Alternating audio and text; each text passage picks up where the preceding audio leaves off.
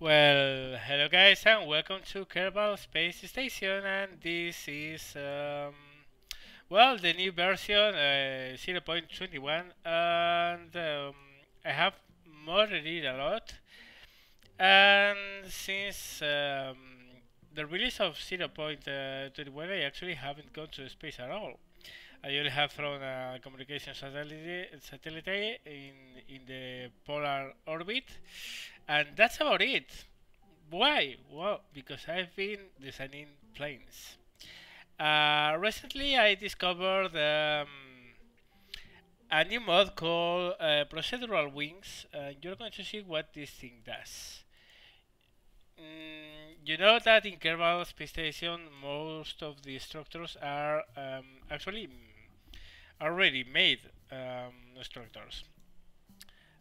So wind panels and wind forms are until now were all just the same.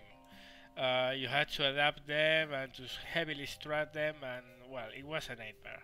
But now you have these procedural wings that you can change shape. Just look at this. You can change the shape to wherever you see fit, and you can elongate,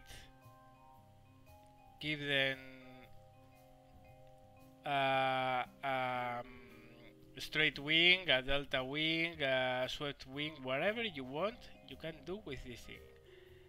And this is huge because if you put that ability to create the wing platforms you want, suddenly this becomes a totally new thing. And also with FAR, mod, which has very well, I mean, it's pretty realistic from the aerodynamic point of view. You can see that for each plane you have, you can actually draw the numbers of the lift coefficient, the drag coefficient, the lift versus drag, and the CM, which I don't really know what it is. It's a measure of stability. It has to be more or less stable. If it goes up, it's pretty bad.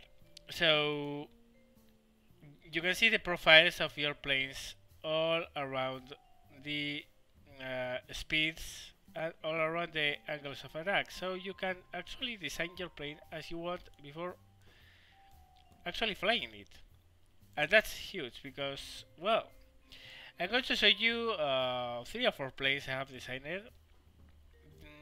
Actually, I'm not going to show you this first. I'm going to show the first plane I actually designed with these tools, which was called the UAV Mark 1. This was because I tried to, well, first I flew it with autopilot, but afterwards I included a cockpit, and well, you can see it's a pretty straightforward plane, nothing too shabby, but not too shiny either. So let's see how it flies. And well, you'll see that. I mean, it is huge. It's the procedural wings and the new SAS in patch point 2021 has made flying a totally new thing because before it was an absolute disaster. Let's drag it back. Let's put this here. Yeah. You can see I actually have flaps on this. So I can retract them or I can deploy them. So I'm going to deploy them for takeoff. Start of the engine.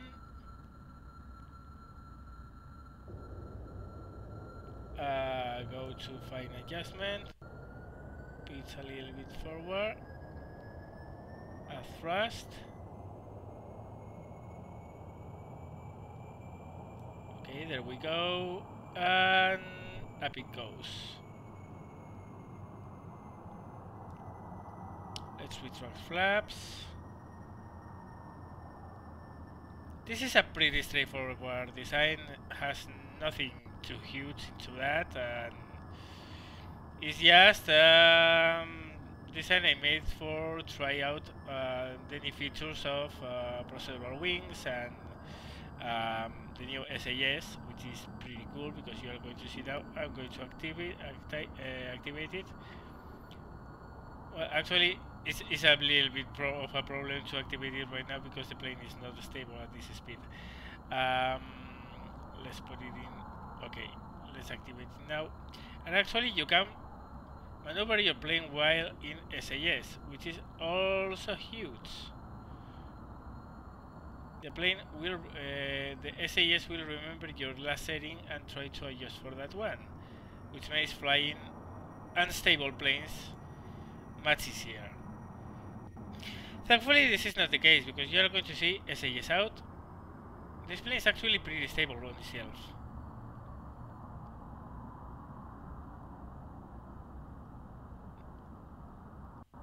It's not very fast, it's not very maneuverable, it's not. It can't go very high, it's just a test plane just to move around. And it's actually pretty good for that. You can see this straightforward delta wing with a couple engines and a swept tail.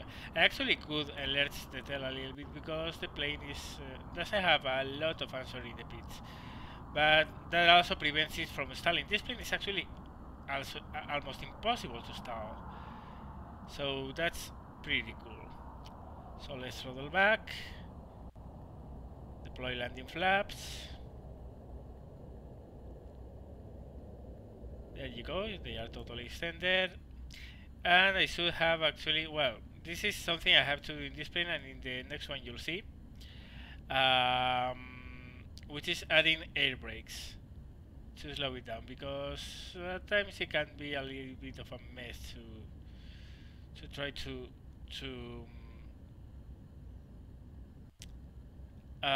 slow the plane down as you are coming in an approach.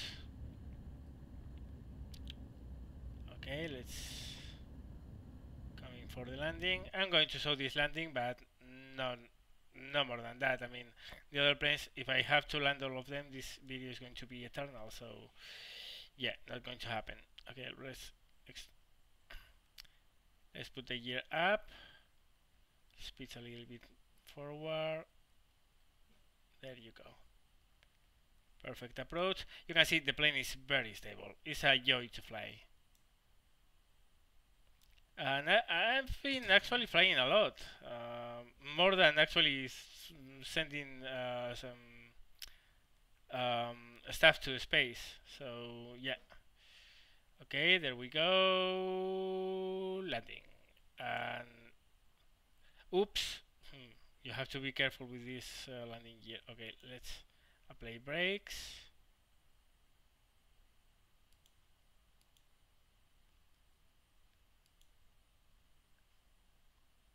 This is one of the few things I don't like about this plane, how unstable it is on landing. Let's retract flaps. And there you go. We are back in base. So let's see more stuff. So here we are with the UAV HS, which is high speed Mark II. And this I decided to be a quick plane. But you are going to be surprised at how quick it is. Let's put this in EAS. Hold on. Let's check the control surfaces. Alrighty, they are all set. So let's start the engine. Throw out the lap. It's going to take a while to be able to take off, mostly because this plane has a very big wing loading. It's a delta wing. These planes don't do well at slow speeds, but are pretty good at high speeds. There you go. It actually nose over alone just by trimming. So let's put the plane through its paces, and you're going to be surprised at how this thing does. Straight climb out. Check the match number here all the time, okay? because this is going to be a little bit awesome. Let's say it that way. So let's actually at this speed you have to fly with speeds, with trim more than with actual controls. And for this is huge because you can see your altitude here. Okay, we're already at Mach 1.2. Still going up and still going strong.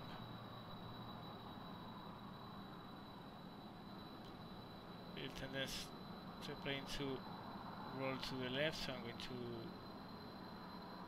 trim. There you go. Mach 1.7, 0.8, 0.9, Mach 2. And there we go. Still going.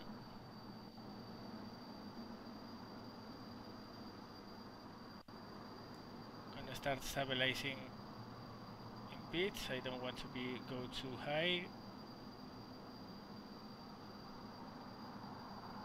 Have to be very careful here.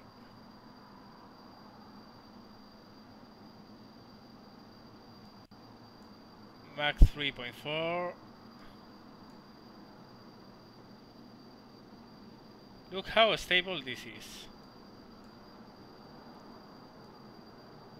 Mach 4.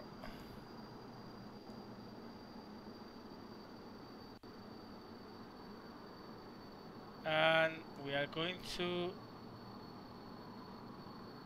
try to pitch a little bit up.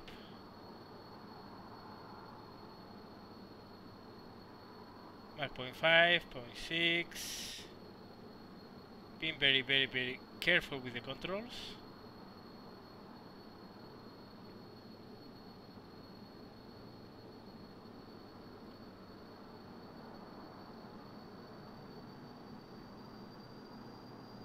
Let's go up again. We are losing a bit of speed because we are losing altitude.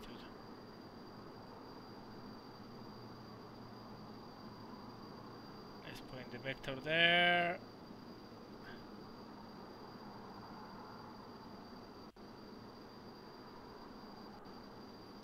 Point 4 again, match 4 again. And the problem is how it pitches.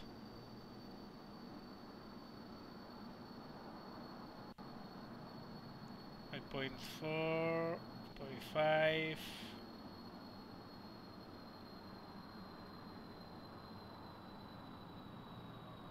We have to start pointing the nose down or we are going to stall the engine.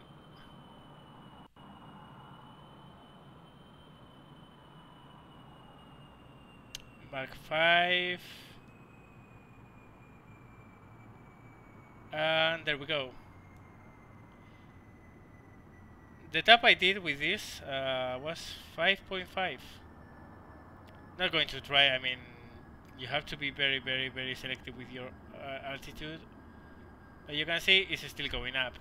So if I level up again, now,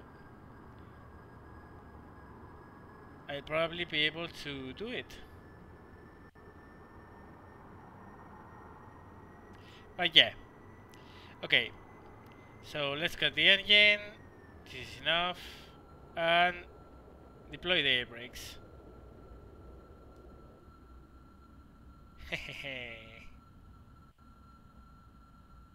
So I can slow down very quickly. We are down to Mach 2. Now let's go down.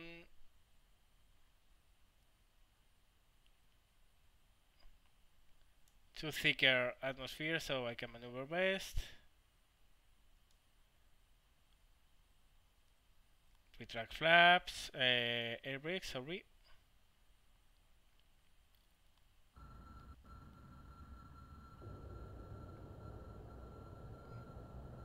And there you go.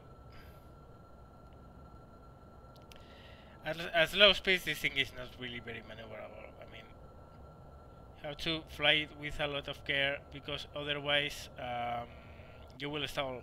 It's a plane very susceptible to high speed stalling. But oh boy, does this thing run.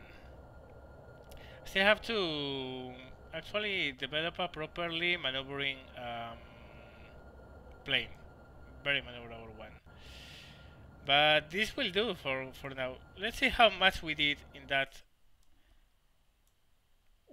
Look at that, we cover maybe 1/10 of the whole distance. Okay, let's go back and I'll show you more planes. So this thing here is the AB 8A, which is high altitude Mark II. Yeah, yeah, that's it.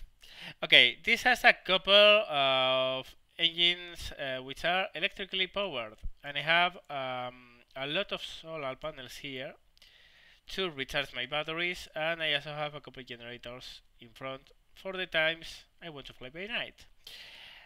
The problem with this plane is that it has so many solar panels that it lags a lot.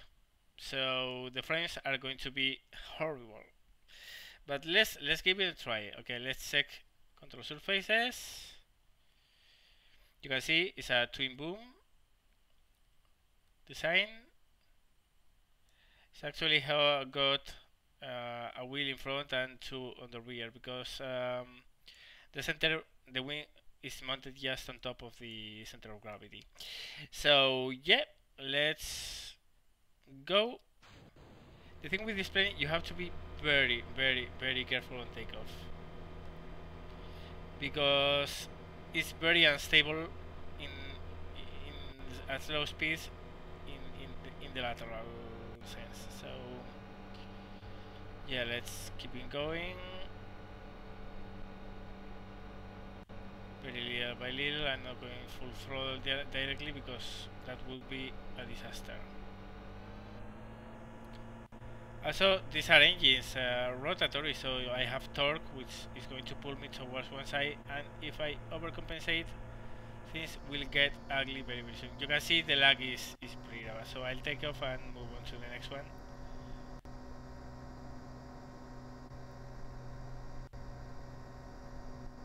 Alright, you could see how it was already moving away, but it's taking off at 53 meters per second.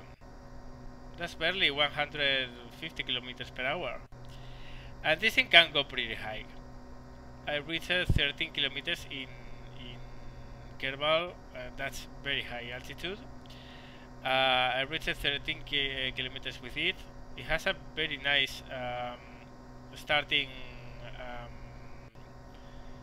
climb rate. Let's full throttle with it, so you can see that. Ooh, and you can see one of the things, you can see how many struts do I have on this wing, and that's because look at how it flexes each time I pull some keys. You have to be very careful with this plane. I actually went with a twin bone configuration because the solar plane, which is flying right now, there's a solar plane, solar powered plane, which set the record for the highest endurance. I think it actually did a fly around the world without any stops. Was solar powered, and actually was a twin boom. But the thing is that propellers are a little bit a letdown right now, because, and I think that's related with the fact that Fire Spitter, which is the mod that has these things, isn't yet updated for 0.21. They lose power very soon with altitude, and the normal engines, and these are electrical as I told you, you can see, well, I'm consuming energy right now, but that's because the sun is not pointing directly out to my solar panels. Just look at it. Now I'm winning, so I can fly forever. Fire Spitter, I think is not upgraded to the latest version yet, and some things are not working as intended. And I guess the intakes for the um, engines are not working properly. But still, I actually climbed a lot with this thing. I'm not going to climb that much because that takes almost 45 minutes and not going to do it again. So yeah, let's see the last plane. And yeah, this is the AV8A high altitude Mark III. And if you know something about German prototypes of World War II, you'll recognize this shape, don't you? Yeah, it's a pusher puller propeller configuration. To do that, I only have to reverse the thrust of this engine, and I'll get this thrusting and this pushing. It's very similar to a Dornier 335, sorry, of World War II, the Arrow. And again with this design to minimize drag, because I wanted to go higher than with the previous plane you saw. And I actually achieved it. This plane hit 15 kilometers of altitude. But it's very, very, very, very complicated to fly, because the tail is so close to the center of gravity. You have very little pull in the pitch. So let's keep it going. There's one thing going for this stuff, however. As it has a pusher-puller configuration, it doesn't have torque. So I can be a lot more aggressive in the commands of throttle. You can actually see that I'm using the ailerons also as elevators. And there it goes.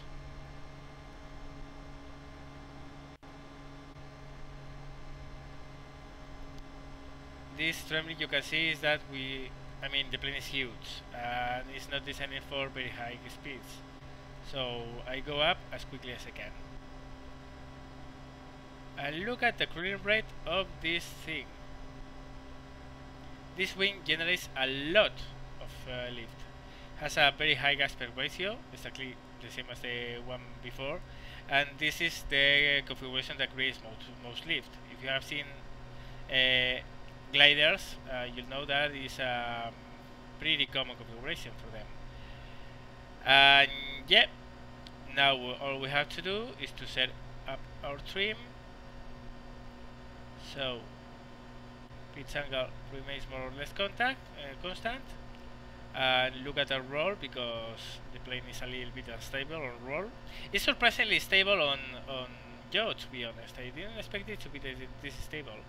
But look at this, I'm not using SAS, this plane flies alone. Of course, if you want to roll, wait until tomorrow. Because this thing doesn't roll at all. It's pretty obvious to see why. The ailerons, which also act as elevators, are, well, I have elevators here, but these also, you can see it, work as elevator, are very inside of the wing. But if I mount them here, I will break the wing if I try to roll. So yeah, very slow responsive, but it gets to very high altitudes. So yeah, that's what I've been doing on Kerbal Space Station since 0.21 came around. I hope guys you liked this video. I hope you enjoyed it, and well, if you have Kerbal, give this a try. Procedural wings with FAR, oh, this thing is so damn amazing. You design your planes, you fly them, you have a lot of fun. As always guys, thank you very much for watching, and see you later.